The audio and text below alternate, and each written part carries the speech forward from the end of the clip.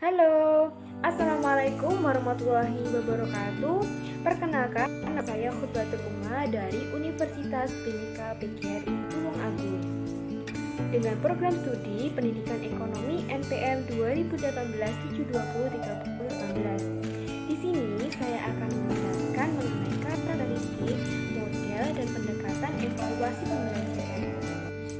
Jadi, kita hari ini akan membahas mengenai karakteristik, model, dan pendekatan evaluasi pembelajaran dengan dosen pengampu Naila Riza Umami, mata kuliah Evaluasi Pembelajaran Ekonomi kelas 3A.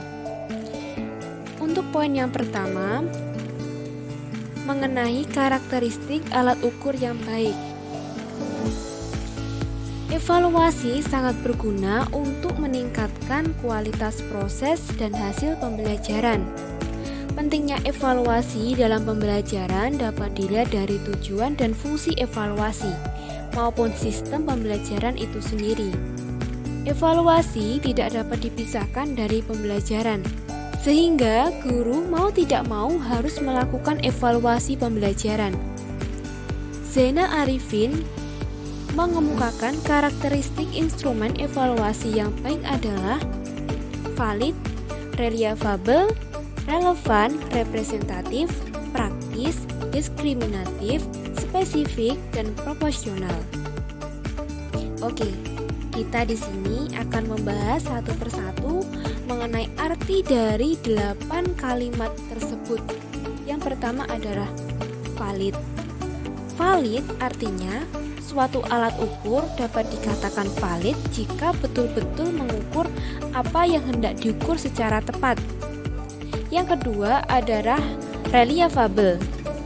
Artinya, suatu alat ukur dapat dikatakan reliable atau handal jika ia mempunyai hasil yang taat asas konsisten. Oke, jadi intinya adalah konsisten. Yang ketiga yaitu relevan, artinya alat ukur yang digunakan harus sesuai dengan standar kompetensi dasar dan indikator yang telah ditetapkan. Yang keempat yaitu representatif, artinya materi alat ukur harus betul-betul mewakili dari seluruh materi yang disampaikan. Oke? Yang kelima adalah praktis, artinya mudah digunakan. Yang keenam, diskriminatif, artinya alat ukur itu harus disusun sedemikian rupa sehingga dapat menunjukkan perbedaan-perbedaan sekecil apapun.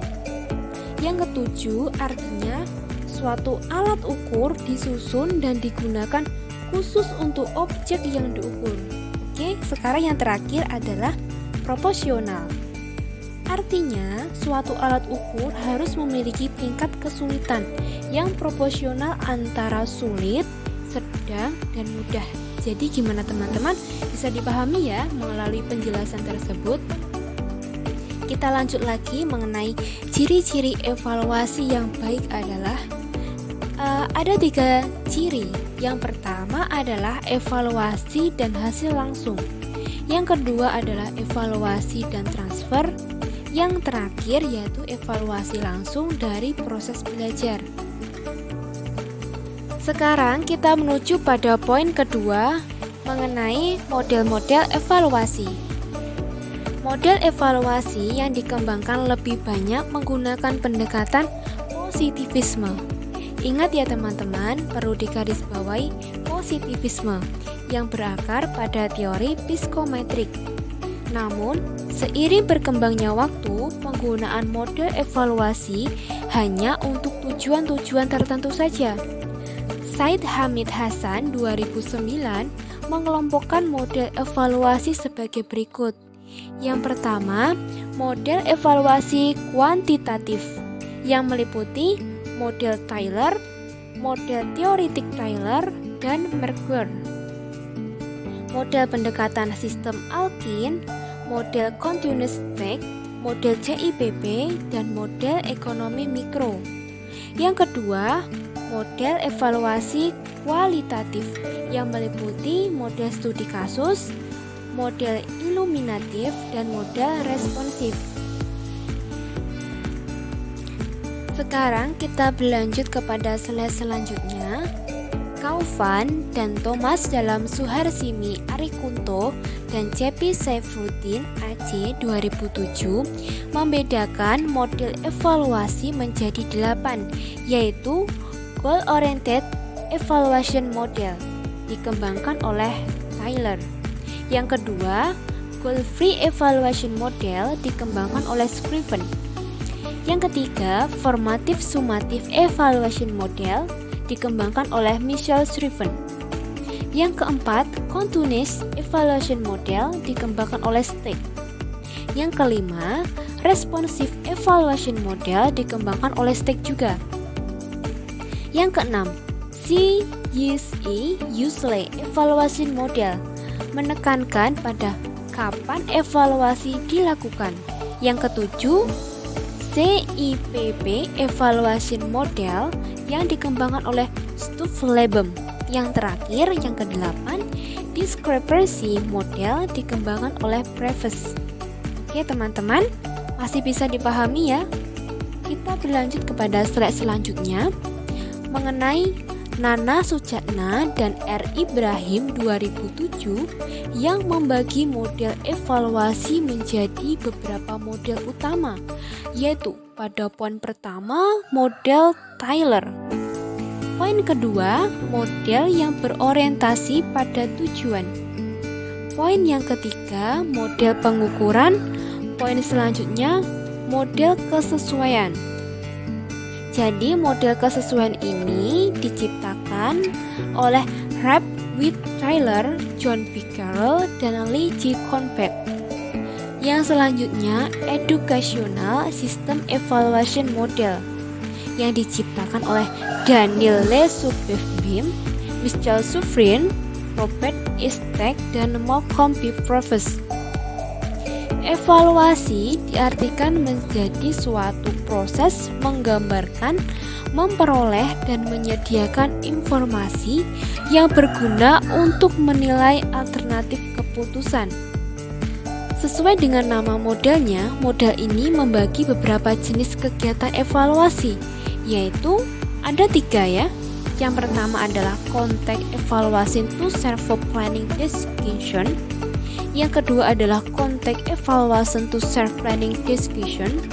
Yang ketiga adalah Product Evaluation to Serve Recurrential Discussion. Oke, kita berlanjut kepada poin selanjutnya.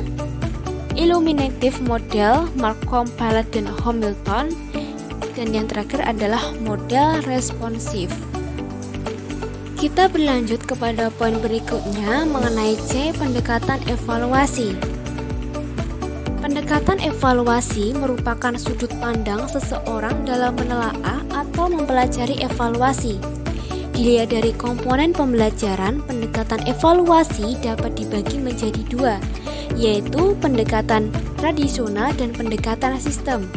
Dilihat dari penafsiran hasil evaluasi, pendekatan evaluasi dibagi menjadi 2, yaitu Criterion Referenced Evaluation dan Norm Referenced Evaluation.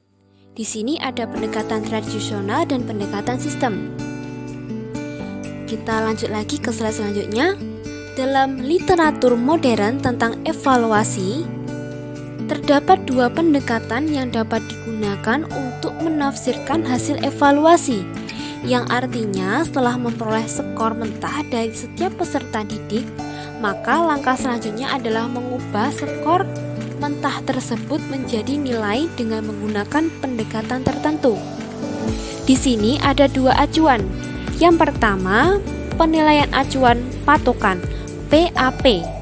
PAP dapat menggambarkan prestasi belajar peserta didik secara objektif apabila alat ukur yang digunakan adalah alat ukur yang standar. Yang kedua adalah penilaian acuan norma PAN. Pendekatan ini membandingkan skor setiap peserta didik dengan teman satu kelasnya. Makna nilai dalam bentuk angka maupun kualitifikasi menjadi atau memiliki sifat relatif. Oke, sekian penjelasan dari saya.